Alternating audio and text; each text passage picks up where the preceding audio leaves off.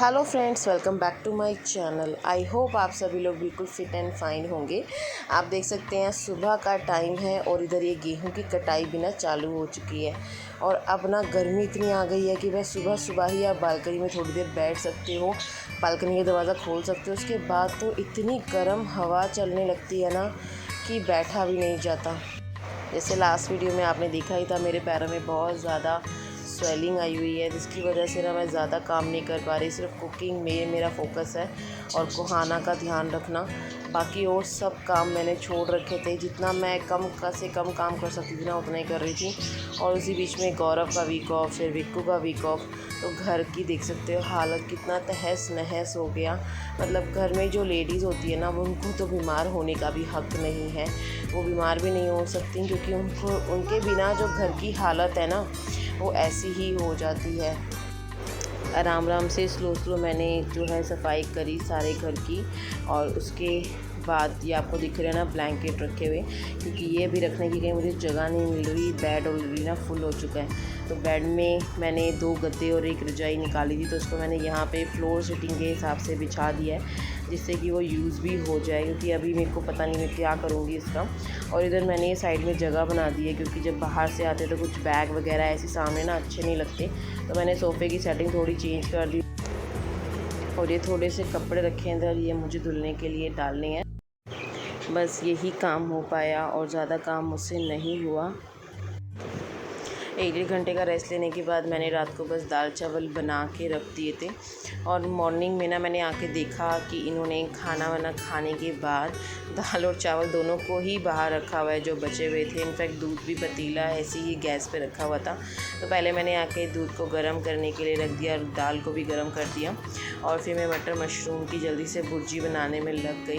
तो सुबह सुबह ना मेरे से मतलब बात नहीं करी जाती। सुबह सुबह मेरे को बस ये होता है, मेरे को बस शांति चाहिए और मैं चुपचाप अपना काम करती रहूँ। एक तो मैं अपनी बॉडी से परेशान हो गई हूँ, लाइक कभी कुछ प्रॉब्लम हो, कुछ भी चेकअप कराओ, टेस्ट कराओ तो सारी चीज़ें नॉर्मल आती है। आई नो फैट की वजह से बहुत सारी प्रॉब्लम फेस करनी पड़ती है। कोशिश भी मैं करती हूँ वेट कम करने का, एक्सरसाइज करने का, बट रूटीन इतना ज़्यादा, स्ट्रेस इतना ज़्यादा आजकल मेरे को हो रहा है। पता नहीं क्यों ओवर थिंकिंग बहुत ज़्यादा मैं आजकल करने लगी हूँ। मुझे खुद को रियलाइज़ हो रहा है, मैं से मतलब ऐसा लगता है कि मुझको ही नहीं है, मैं अकेली हूँ। तो शायद गौरव को भी रियलाइज़ होने लगा है कि ये ना कुछ चीज़ें हैं जो उसको ठीक नहीं लग रही, जिसकी वजह से मैं बहुत ज़्यादा अपसेट सी रहने लगी हूँ कुछ दिनों से।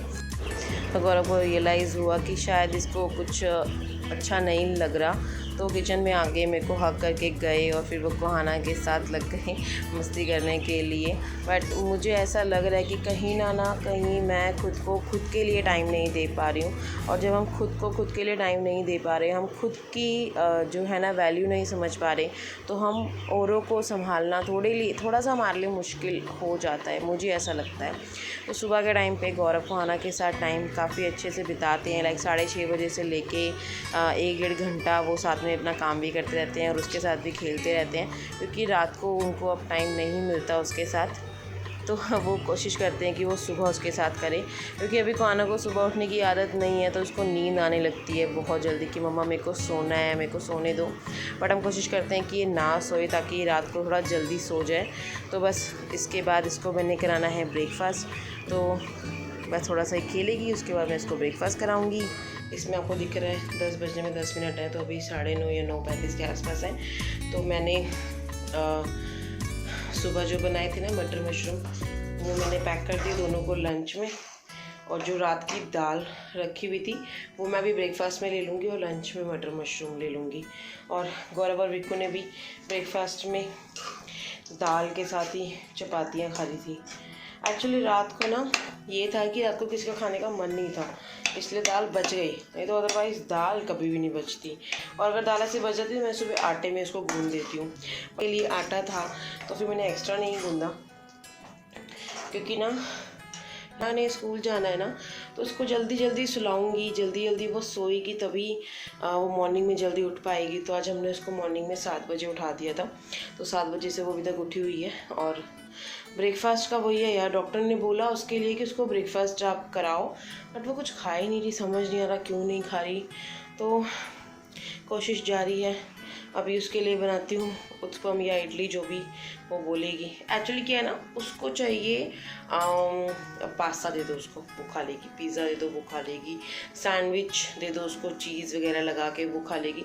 ऐसी चीज़ें तो वो खा लेगी, पर रोटी सब्जी बहुत मुश्किल, बहुत एफर्ट लगाने पड़ते हैं। बट अब वही है ना कि रोज़ ये सब भी चीज़ें नहीं खा सकती, क्योंकि वो स्कूल जाएगी तो कैसे खाएगी। मैं बस अपने दाल चावल एक साथ मैंने मिक्स कर दिए, इनको गर्म करूँगी और मैं अपना ये ब्रेकफास्ट करूँगी।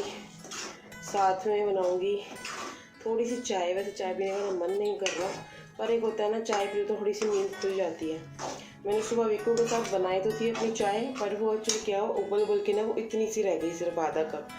तो फिर वो आधा कप से वो तसल्ली नहीं होती ना, वो क्या कहते हैं उसे, आत्मा तृप्त नहीं होती, कि या सेटिस्फेक्शन नहीं मिलता। तो बस अभी दाल चावल अपने गर्म करती हूँ, साथ में चाय बनाती हूँ। और पता है, सुबह जब कानों को गौरव ब्रश करा रहे ना, तो उसके जो ऊपर का नाइट सूट का था ना टॉप, वो उसका सारा गीला हो गया। तो उसने सुबह गौरव से कपड़े अपने चेंज कराए हैं कि मेरी पहले टी शर्ट चेंज करो। ये देखो, पापा कहाँ हैं? कहाँ गए पापा? और ये बहुत स्लो बोलती है, बहुत ज़्यादा स्लो बोलती है। मुझे ऐसा लग रहा है कि टीचर को ना शायद इसके पास आके कान में सुनना पड़ेगा कि ये बोल क्या रही है। बहुत स्लो बोलती है। मेरे को खुद कई बार तो मुझे समझ नहीं आता, मैं बोलती बेटा इधर रहो, कान में आके बताओ क्या बोल रहे हो। पहला बच्चा है जो मैंने देखा है, तो सारे बच्चे जो भी इसके साथ के सारे बच्चे इतनी तेज़ तेज़ बोलते हैं, ये पर बहुत स्लो बोलती है। स्कूल में भी इसके टीचर को बताना पड़ेगा कि मैम आपको थोड़ा ध्यान रखना पड़ेगा इसका। और फिर बात ये, रिपीट भी तो नहीं करती है यार। जैसे जैसे स्कूल के दिन नज़दीक आ रहे हैं ना, मेरा डर बढ़ता जा रहा है। अभी मेरी स्वेलिंग नहीं ख़त्म हो रही, समझ नहीं आ रहा कि क्यों हो रही है। इस वाले पैर में कम है, पर इस वाले पैर में भी ज़्यादा है। ये मतलब वीट एलर्जी है मेरे को, तो मैं वो नहीं खा पाती। तो मैं ना हमेशा मल्टीग्रेन आटा ही मंगाती हूँ। तो पिछले 2 बार इससे मल्टीग्रेन आटा मिला नहीं, तो मैंने सोचा कि चलो नॉर्मल वाला आटा खा के देखते हैं, मे भी हो सकता है भी ठीक हो जाए। बट मुझे लग रहा है वही रीज़न है, जो मैंने बस एक वही चीज़ चेंज करी है, और तो मैंने कुछ भी चेंज नहीं किया। क्योंकि मेरे को ना एलर्जी है, कोहाना के होने से भी पहले से ही मेरे को एलर्जी है। मैं गेहूं का आटा नहीं खा सकती, उसके साथ कुछ ना कुछ मुझे मिक्स करना पड़ता है। तो ब्रेकफास्ट करते हैं, फिर सारी आज क्लीनिंग करते हैं। एक्चुअली मैंने कल विक्कू की अलमीरा क्लीन करनी थी, तो मैंने कपड़े तो सारे निकाल के यहाँ पे रख दिए। अब इनमें से सिलेक्ट करके जो वॉश करने के लिए वॉश करूँगी, क्योंकि उसका क्या होता है ना, सारे कपड़े एक साथ उसने रखे होते हैं, तो वो मिक्सअप हो जाते हैं उसके। कई बार वो जैसे एक बार टी शर्ट पहनी तो वापस अलमीरा में डाल देगा, उसकी वजह से सारे कपड़ों में ना मेरे को स्मेल आ रही थी। मैंने सारे कपड़े बाहर निकाल दिए। देखती हूँ, पहले नाश्ता करती हूँ, फिर बाकी और सब काम करती हूँ।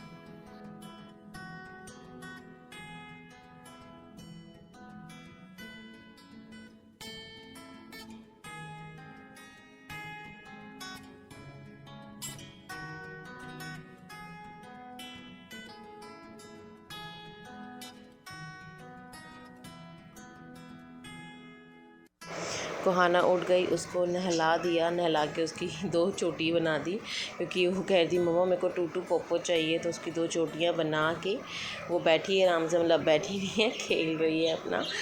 और मैं यहाँ पे अपने हेयर कट कर रही हूँ।